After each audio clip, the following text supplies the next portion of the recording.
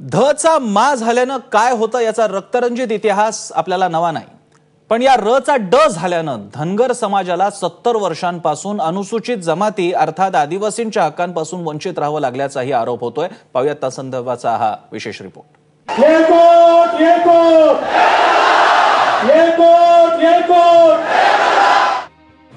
एक आश्वासन 4 वर्ष सत्तेत बसू शकतो तर तुम्हाला मी सत्तेतनं खाली खेचू शकतो हे महाराष्ट्रातला धनगर तुम्हाला दाखवून देईल।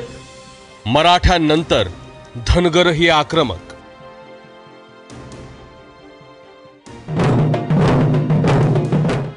मराठा आंदोलनामुळे मुख्यमंत्र्यांना महाराष्ट्रात फिरणं मुश्किल झालंय आणि त्यात आता धनगर समाजाची भर पडणार आहे।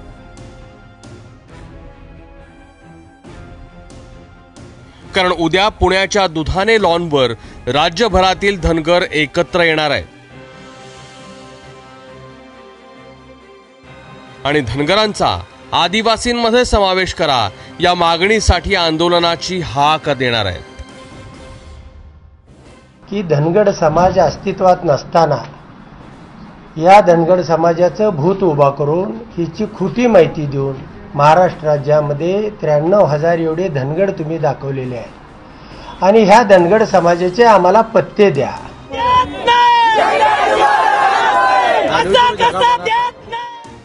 आघाडी सरकारच्या काळात हा प्रश्न पेटला तेव्हा फडणवीस स्वतः धनगरांच्या व्यासपीठावर गेले, पण आता सत्ता आल्यावर काय झालं बघा। धनगर समाजानं 36 जिल्हे आणि 385 तालुक्यातील तहसीलदार आणि समाज कल्याण अधिकाऱ्यांकडून धनगर लोकसंख्या किती अशी माहिती मागवली। माहिती अधिकारात राज्यातील 36 जिल्ह्यात एकही धनगड अस्तित्वात नसल्याचं समोर आलं।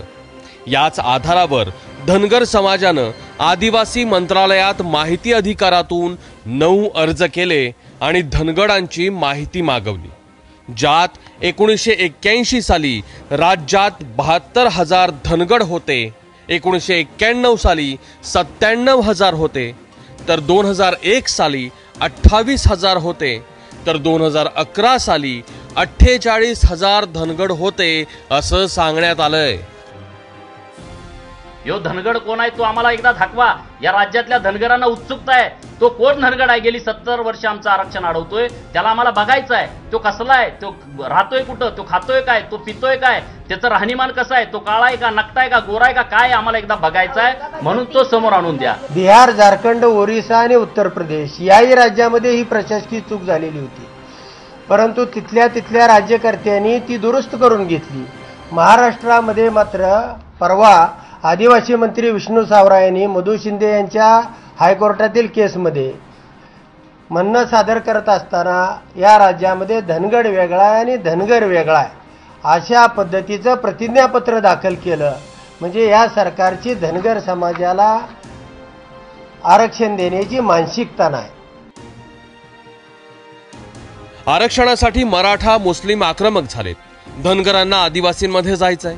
अंगणवाडी सेविका, PhD धारक, शेतकरी असे एका पाठोपाठ एक आंदोलन करतायत। मुख्यमंत्री वेळ मारून नेत आहेत, इतर मंत्री बघ्याच्या भूमिकेत आहेत, विरोधक वेट अँड वॉच वर आहेत। राज्य असं चालत नसतं आणि राज्यकर्ते असे नसतात इतकंच।